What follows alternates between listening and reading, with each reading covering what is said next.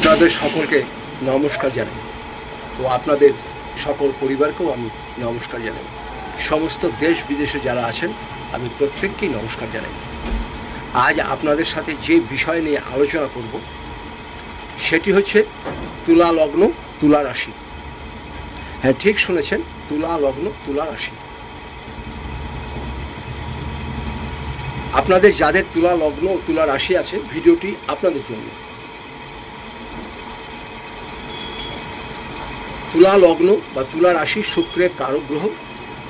শুক্র মানুষের জীবনে সচ্ছলতা, আনন্দ, ফুর্তি, বাড়ি, গাড়ি, ঐশ্বর্য, প্রেম, ভালোবাসা সব কিছু দিয়ে থাকে এই শুক্র।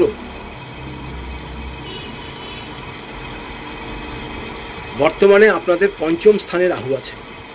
এই পঞ্চম স্থানে রাহু থাকার জন্য সন্তানদের নিয়ে আপনাদের একটু অশান্তি ভুগতে হবে।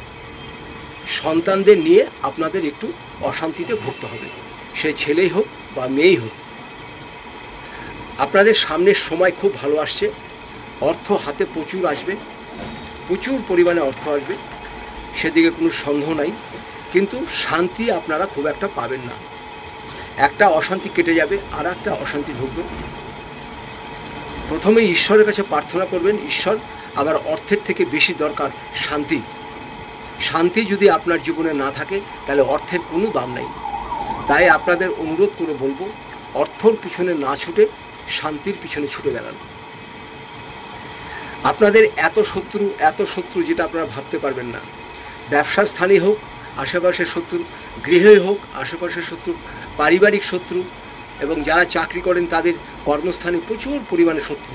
এই শত্রুরা আপনাকে বিভিন্ন দিক দিয়ে ডিস্টার্ব করবে, বিভিন্ন দিক দিয়ে আপনাদের অসুবিধার সম্মুখীন করে তুলবে।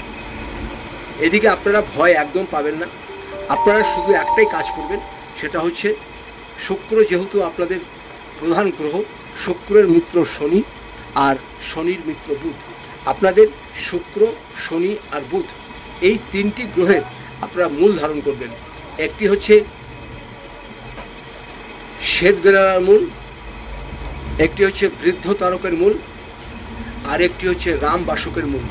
এই তিনটে মূল আপনারা শুক্রবার, শনিবার বা বুধবার 3 দিনের মধ্যে যে কোনো একদিন বিকেল 5টার পরে ধারণ করবেন। আর মূলটি আপনারা যত সম্ভব চেষ্টা করবেন 15 দিন অন্তর পরিবর্তন করার। এতে আপনারা অনেক ভালো থাকবেন। আপনাদের সামনের সময় খুব ভালো আসছে। যাদের বিবাহের যোগ আছে তারা বিবাহ হয়ে যাবে এবং কর্ম নতুন পেয়ে যাবেন। অর্থের অভাব হবে না, কিন্তু শত্রু নিয়ে আপনাদের চিন্তিত থাকতে হবে। এর জন্য এই কাজগুলো করুন, ভালো হবে।